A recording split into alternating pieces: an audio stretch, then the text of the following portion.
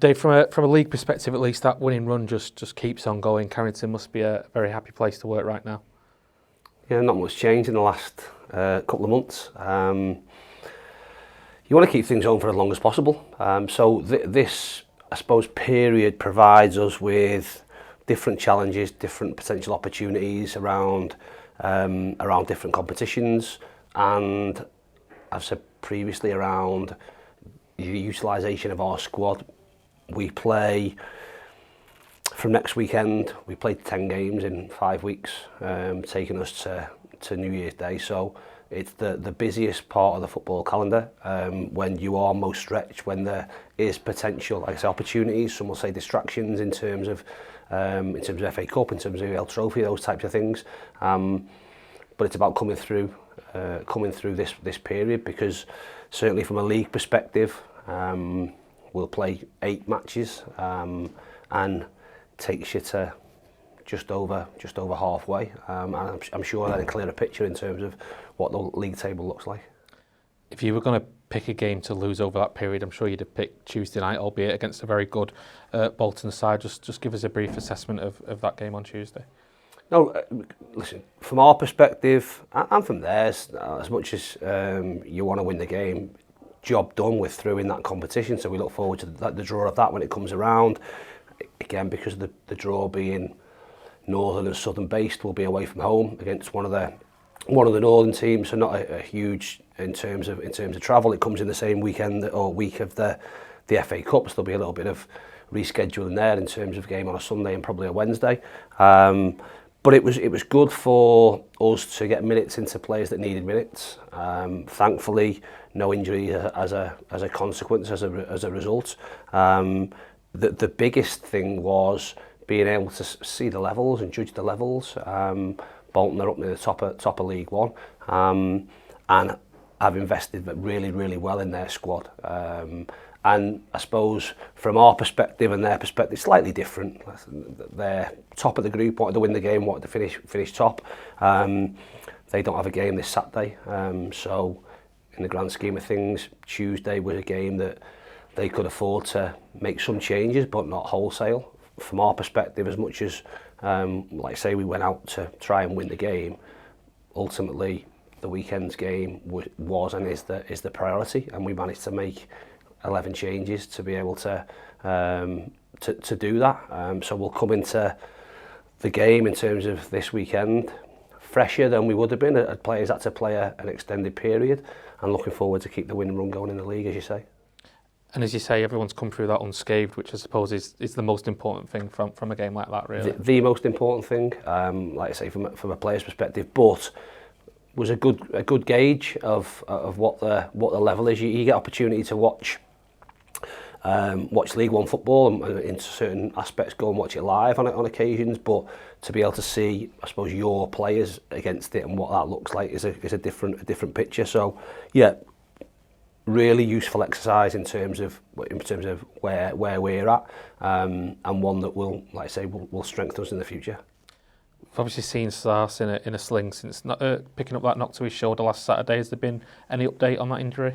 He sees a specialist tomorrow, so we've had an initial diagnosis based on what the scan results have said, and fingers crossed we get confirmation of that diagnosis, if you like, tomorrow when he sees the surgeon. So we've been told that it won't be surgery. So in that instance, we'd hope as a maximum it'd be 6 weeks, which would see him back before Christmas. And if we were offered that now, we'd absolutely take it. It's a blow, it's a loss, because he was in a really good place. But as I said, the depth of our squad hopefully will be able to certainly counteract the severity of that loss. Yeah, in the short term, it will obviously mean making a change to what has been a very settled side in recent weeks. Obviously, don't expect you to tell us what that change will be, but with the players you have available right now, you certainly have a lot of different options in terms of how you can go about making that change. Yeah, we have different options. We had different options on Saturday in terms of how we went about it, in terms of having to make a change before half-time. We went in a certain way. And we'll look at things for the weekend in terms of how we best feel we can cause Colchester problems, but also dealing with their threats, because they're a team that do have threats, especially at the top end of the pitch. And first and foremost, we have to be able to deal with that in order to get ourselves on the front foot in the game.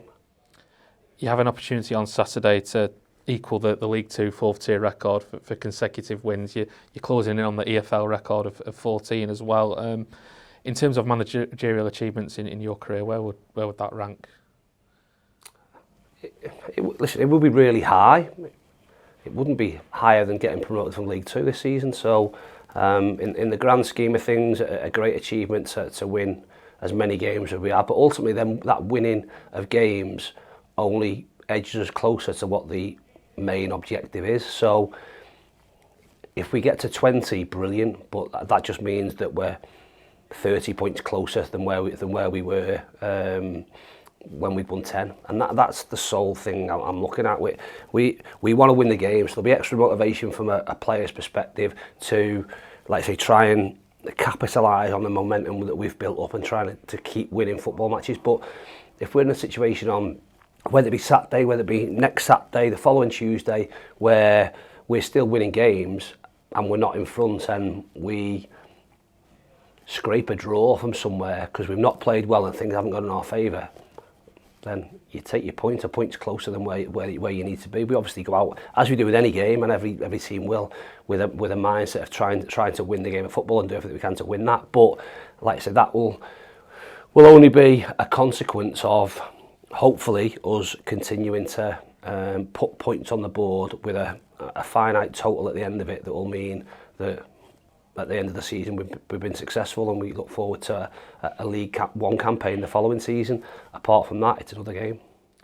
You mentioned Colchester and the threats they have. It's a very young Colchester side at the minute with the injuries that they've had. Results have picked up with a new manager. They're without the top scorer. They're covering international duty this weekend. What kind of challenge are you expecting from them? Yeah, they are a young team. That's I suppose a philosophy of their club in terms of their academy has been successful in terms of players they've sold on. Only last summer they've made big money from players they've sold on who have done well in their first team, and they continue to do that. So that, yeah, like I said, they do have threats. They have younger players. With that becomes, I suppose, a little bit of inconsistency in terms of performance, and put threats at the top end of the pitch. Like you say, yeah, one that they're missing, a lone player who is away with Joel with Wales 21s. So they'll need to make a change there. But we will, as with every game, give them the utmost respect in terms of how we prepare for the game. But we've got to focus on us. Like I say, we're in a good place, and we want that to continue more than anything else. So there will be detail in terms of what we need to do and where we think we can cause them problems, and where they have threats, and what we will have to do in order to deal with that. But ultimately, we're at home. We want to be on the front foot. We're in a great place, and we want to make that continue. And at this stage now, with the run you're on, I suppose going into games like this, particularly at home, there's almost an expectation on County to just go out and do the job and win those games. It's never that straightforward, of course, though, is it? And is that something you have to guard against in terms of complacency? Not from our perspective, because expectation from my eyes comes from outside. And again, I suppose in real scenarios, expectation can become entitlement. That's when it becomes an issue. We've had to deal with expectation from Mark coming into the football club in terms of the plans that are in place and the objectives that have been set out. So expectation is in some ways a privilege, because there are people that are in clubs and in jobs where there's maybe not that expectation. So how do you motivate for that scenario? So I'm comfortable with where we're at. We'll certainly not be taking the foot off the gas in terms of how our preparation is and how we go about things. We speak an awful lot about consistency, and consistency of messages, and consistency of what we do day to day. The weekend, if you like, or the game at the end of it is only as the consequence of what that week looks like. So we'll continue to work hard. We'll continue to try and improve on areas we need to improve on, and that will come from last Saturday, it'll come from Tuesday, and do everything we can to go out there on Saturday, perform first and foremost, because if we perform and we stick to our levels, then we have a chance of winning. That's all we want to give ourselves. Appreciate your time, Dave. Thank you. Welcome. Cheers. Thank you.